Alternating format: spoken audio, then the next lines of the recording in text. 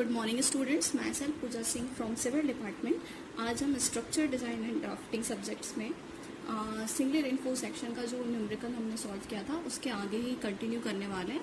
पिछले वाले में हमने परसेंटेज ऑफ स्टील काउंट किया था, depth of neutral axis calculate किया था, साथ ही एरिया ऑफ स्टील कैलकुलेट किया था।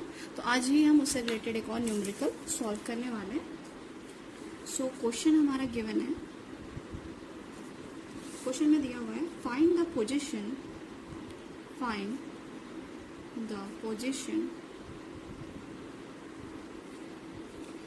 of the neutral axis. Find the position of the neutral axis of a reinforced concrete beam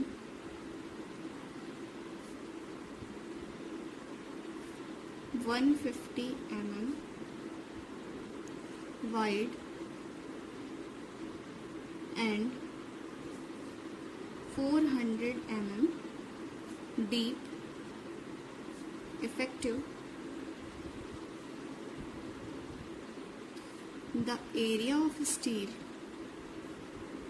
the area of tensile steel is 804 mm square and modular ratio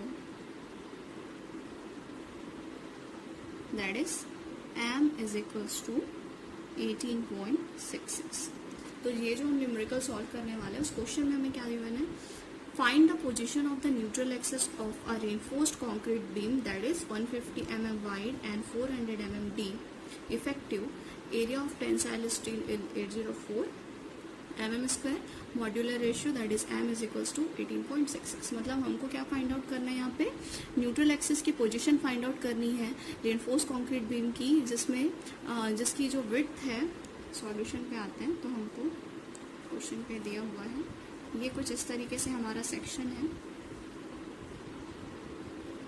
जिसमें ये 150 mm इसकी width है and यहाँ से reinforcement हमने provide किया है। तो इसकी इफेक्टिव डेप्थ हमें दी हुई है 400 mm। ओके, साथ ही हमें क्या दिया हुआ है, एरिया ऑफ स्टील हमको ऑलरेडी गिवन है, AST की वैल्यू हमको दी हुई है 804 mm स्क्वायर। तो इस सेक्शन को हमें डिज़ाइन करना है और हमें क्या फाइंड आउट करना है, डेप्थ ऑफ न्यूट्रल एक्सिस या न्यूट्रल एक्सिस की पोजीशन फाइंड आउट करनी है कि वो टॉप से या बॉटम से किस साइड पे, टॉप से किस डेप्थ पे वो प्रेजेंट है। तो आगे सॉल्यूशन में हम सबसे पहले क्या नोट कर लेंगे, सबसे पहले हम यहाँ पे गिवन डेटा मेंशन कर लेते हैं।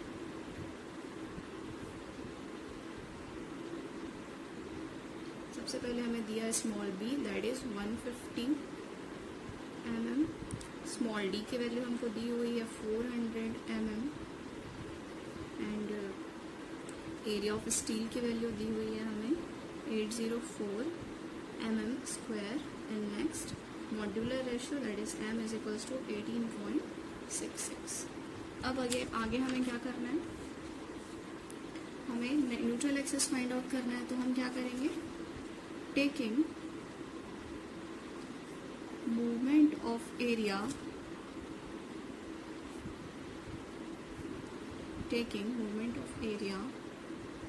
of compression and tension sides about neutral axis. क्या करें, taking the moment of area of compression and tension sides about neutral axis. तो एज इट इज यहाँ पे क्या हो जाएगा, C is equals to T। अब अगर हम C की बात करें तो हम C को कैसे सिंप्लीफाई किए थे, B is equals to x into x/2 is equals to m into AST d minus x। Okay, अब हम इसको सिंप्लीफाई कर लेंगे तो ये हमारा हो जाएगा 150 x स्क्वायर अपॉन 2 एंड ये हमारा हो जाएगा 18.66 इंटू 804 इंटू डी की वैल्यू हमको कितनी दी हुई है 400 माइनस एक्स। यहाँ पे हमें न्यूट्रल एक्सेस फाइंड आउट करना है ना, तो यहाँ पे x हमारा एक अननोन है, तो ये हो जाएगा हमारा x square plus 200x minus x वाले टर्म्स को हमने इधर ट्रांसफर कर लिया, माइनस ये हो जाएगा हमारा 80014 इज इक्वल्स टू 0। हमने क्या किया है, इस इक्वेशन को सिंप्लीफाई कर लिया है एंड देन इस इक्वेशन को सिंप्लीफाई करने से हमें क्या फाइंड आउट हो रहा है, ये इक्वेशन मिल रहा है। अब हम इसे सॉल्व करेंगे, तो solving for x and we get, हम इसको कैलसी में सॉल्व करेंगे एंड आफ्टर सॉल्विंग हमें x की वैल्यू कितनी मिल जाएगी 200 mm, मतलब कि न्यूट्रल एक्सिस की पोजीशन कहाँ पे है हमारी 200 mm पे है। तो ये एग्जैक्टली हमारा जो सेक्शन है वो 400 mm डेप्थ है, तो क्वाइट ऑब्वियस है कि ये इसके 200 ऊपर से 200 डेप्थ पे हमारा जो है वो न्यूट्रल एक्सिस, तो x हमारा क्या हो जाएगा यहाँ पे 200 mm, जो कि हमको क्वेश्चन में क्या करना था, फाइंड आउट करना था। तो अगर क्वेश्चन आप फिर से देखते हैं, क्वेश्चन में हमको क्या दिया हुआ है, find the position of the neutral axis of a reinforced concrete beam that is 150 mm wide and 400 mm deep. Effect यहाँ पे इफेक्टिव दिया हुआ है, मतलब कि इफेक्टिव डेप्थ दी हुई है। अगर यहाँ पे ओवरऑल दे दिया रहता तो हमें यहाँ पे स्पेसिंग लगाना होता है, स्पेसिंग एरिया को हम इससे माइनस करते हैं। Area of tensile steel is 804 mm square, modular ratio is equals to 18.66। सबसे पहले हमने अपना सेक्शन ड्रॉ कर लिया है।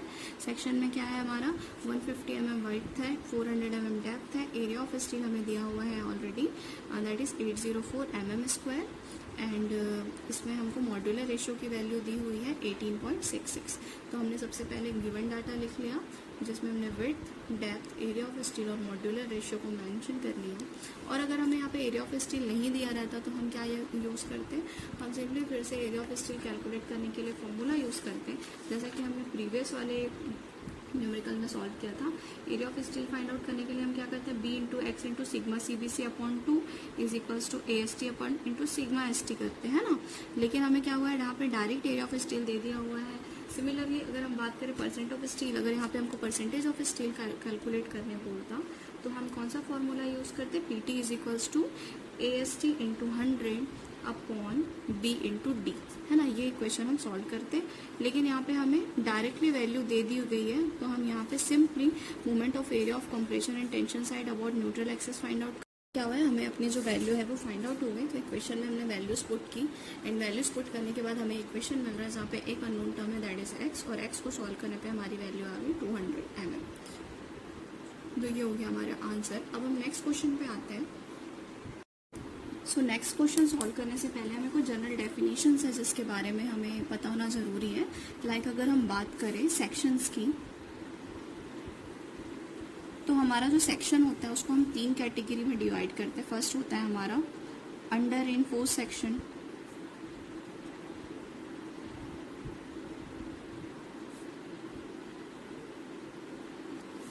सेक्शन होता है हमारा ओवर रेनफोर्स्ड सेक्शन,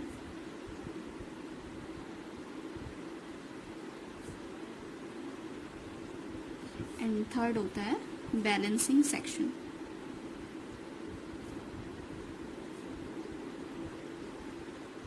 सो ये हमारे 3 सेक्शंस होते हैं, अंडर, ओवर एंड बैलेंसिंग। तो अब हम इस चीज़ को कैसे फाइंड आउट करेंगे कि हमारा जो सेक्शन है वो अंडर है, ओवर है या बैलेंसिंग है।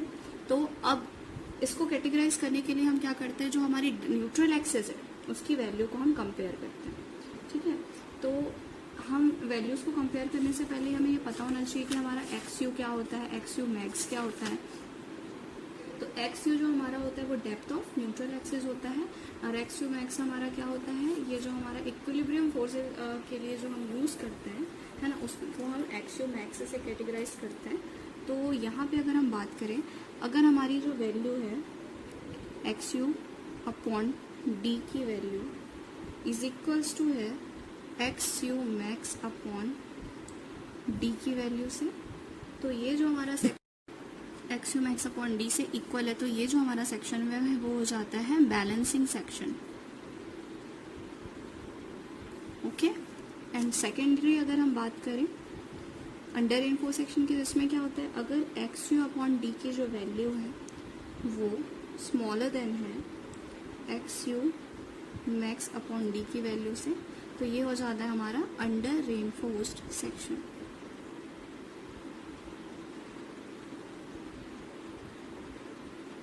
एंड थर्ड हमारा बच रहा है ओवर रेनफोर्स सेक्शन। तो अगर एक्स यू अपॉन डी की वैल्यू ग्रेटर देन होती है x you max upon D की वैल्यू से, तो ये जो है हमारा ओवर रेनफोर्स सेक्शन होता है, जो कि हमारे स्ट्रक्चर के लिए बिल्कुल भी सेफ नहीं होता है। तो जब भी हमको अपना सेक्शन डिज़ाइन करना होता है तो या तो हम उसको बैलेंसिंग कंडीशन में डिज़ाइन करेंगे या तो अंडर रेनफोर्स सेक्शन में डिज़ाइन करेंगे। अगर ओवर रेनफोर्स सेक्शन में हम डिज़ाइन कर रहे हैं तो हमारे स्ट्रक्चर में सडन फेलियर की चांसेस बहुत ज़्यादा बढ़ जाते हैं। और लिमिटिंग एक्सिस को ही हम क्या बोलते हैं, x you max. X you max हमारा लिमिटिंग एक्सिस होता है, मतलब कि बैलेंसिंग सेक्शन में क्या होता है, हमारा कंप्रेसिव स्ट्रेंथ जो होता है वो हम उसको टेंसाइल स्ट्रेंथ के इक्वल रखते हैं। जैसे हम सेक्शन डिज़ाइन कर रहे हैं तो हमारा जो कंप्रेसिव स्ट्रेंथ है वो भी इक्वल होगा किसके, टेंसाइल स्ट्रेंथ के, है ना। लेकिन अंडर रेनफोर्स सेक्शन में क्या होता है, हम कंप्रेसिव स्ट्रेंथ को ज़्यादा रखते हैं किसके कंपेरिजन में, टेंसाइल स्ट्रेंथ, है ना।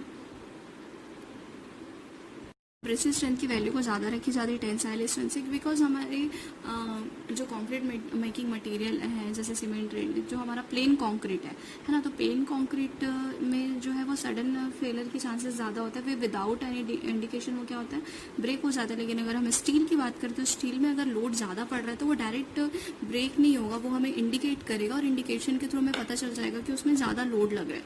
लेकिन अगर नॉर्मल कॉन्क्रीट है, नॉर्मल कॉन्क्रीट में वेट बहुत ज़्यादा लग रहा है, तो ज़्यादा वेट लगने की वजह से क्या होता है, सडनली वो ब्रेक हो जाता है। इस वजह से हम लोग कॉन्क्रीट की स्ट्रेंथ को ज़्यादा रखते हैं as compared to tensile strength. जैसे क्या है, अगर हमारा लोड ज़्यादा आ रहा है तो हमें स्टील जो है वो डिफॉर्म होके या उसमें जो भी उसके शेप में चेंजेस हो गए उसके थ्रू हमें पता चल जाएगा कि लोड ज़्यादा है। तो कभी भी जब भी हम सेक्शन हमको डिज़ाइन करना होता है तो या तो हम बैलेंसिंग सेक्शन में डिज़ाइन करेंगे या अंडर रेनफोर्स सेक्शन में डिज़ाइन करेंगे। ओवर रेनफोर्स सेक्शन हमारे लिए सेफ नहीं होता है। अब हम लोग यहाँ पे जो x you max upon D की जो वैल्यूज होती है उस वैल्यू के बेसिस पे ही क्या करते हैं, जज करते हैं।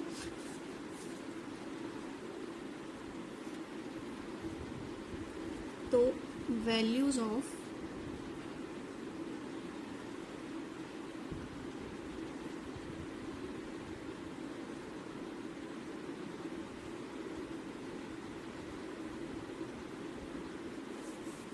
तो उसके लिए हम सबसे पहले क्या करेंगे, यहाँ पे ग्रेड ऑफ स्टील, नेक्स्ट हो जाएगा हमारा FY जो कि रहेगा न्यूटन पर mm स्क्वायर में, and x you max upon D. तो ग्रेड ऑफ सेक्शन में अगर हम सबसे फर्स्ट आए तो हमारा क्या हो जाएगा, FE 250 जिसे हम माइल्ड स्टील भी बोलते हैं, जिसकी हमारी वैल्यू कितनी होती है, 250 होती है। अब उसके लिए हम x you max upon D की वैल्यू लेकर चलते हैं 0.53। सेकेंड होता है हमारा FE 415 जिसके लिए वैल्यू होती है हमारी FE 415 और ये हो जाता है हमारा 0.48। नेक्स्ट हमारा होता है FE 500 जिसकी वैल्यू यहाँ पे हो जाएगी 500 और ये हो जाएगा 0.46। तो इस वैल्यू को हमको याद रखना है। अगर न्यूमेरिकल में हमें FE 250 ग्रेड का स्टील दे रहा है तो हमारा x you max upon D का वैल्यू कितना हो जाएगा, 0.53। फिर हमको क्या चेक करना है कि हमारा सेक्शन कैसा है, तो सेक्शन चेक करने के लिए हमें क्या फॉर्मूला यूज करना है, एक्स यू अपॉन डी, मतलब कि डेप्थ ऑफ न्यूट्रल एक्सिस को इफेक्टिव डेप्थ से हम डिवाइड करेंगे और चेक करेंगे कि जो हमको क्या करना है, पहले हमको यहाँ से अपने एक्स यू अपॉन डी की वैल्यू यहाँ पे पुट कर लेंगे, फिर हमें एक्स यू मैक्स के अपॉन डी की वैल्यू रखनी है ना। तो x you max upon D की वैल्यू हम यहाँ से फाइंड आउट करेंगे। अगर हमारा सेक्शन 250 स्टील 250 दिया हुआ है तो ये वैल्यू चूज करेंगे, 415 दिया है तो ये चूज करेंगे, एंड FE 500 दिया तो ये वैल्यू चूज करेंगे। और हमको क्या करना है, ये चेक करना है कि एक्स यू अपॉन डी की वैल्यू जो है वो इसके इक्वल आ रही है एक्स यू अपॉन डी के, या फिर एक ग्रेटर देन आ रही है या लेस देन आ रही है, एंड उस बेसिस पे हम क्या चेक कर लेंगे कि जो हमारा सेक्शन है वो अंडर है, ओवर है कि बैलेंसिंग है। अगर हमारा सेक्शन जो है वो अंडर होता है या बैलेंसिंग होता है तो हम उस प्रोसेस को आगे फर्दर कंटिन्यू करेंगे, लेकिन अगर हमारा ओवर रेनफोर्स सेक्शन आ जा रहा है तो हम वो स्टेप को आगे नहीं सॉल्व करेंगे, हमें अपना सेक्शन फिर से डिजाइन करने की रिक्वायरमेंट होगी। सो बेसिकली हमको इन 3 सेक्शंस के बारे में पता होना जरूरी है, under, over and balancing. And then हमें ये टेबल याद रखना है कि Fe 250 के लिए हमें एक्स अपॉन डी की वैल्यू कितनी कंसीडर करनी है, 0.53। अगर ग्रेड Fe 415 दिया है उसके लिए एक्स अपॉन डी की वैल्यू हमारी हो जाएगी 0.48 एंड Fe 500 के लिए हो जाएगी 0.46। तो इस बेसिस पे ही हम क्या चेक करेंगे, हम इन तीनों वैल्यूज को हमारे जो न्यूट्रल एक्सिस है उसको डेप्थ से डिवाइड करेंगे एंड चेक करेंगे कि जो वैल्यू है वो एक्स अपॉन डी, मतलब इनमें से जो भी वैल्यूज हमने पिक की है अकॉर्डिंग टू ग्रेड, उससे लेस देन है, इक्वल टू है कि ग्रेटर है, एंड उस बेसिस पे हमें क्या पता चल जाएगा कि हमारा सेक्शन अंडर है, ओवर है या बैलेंसिंग है, एंड देन हम उस हिसाब से अपना स्टेप आगे फॉलो करेंगे।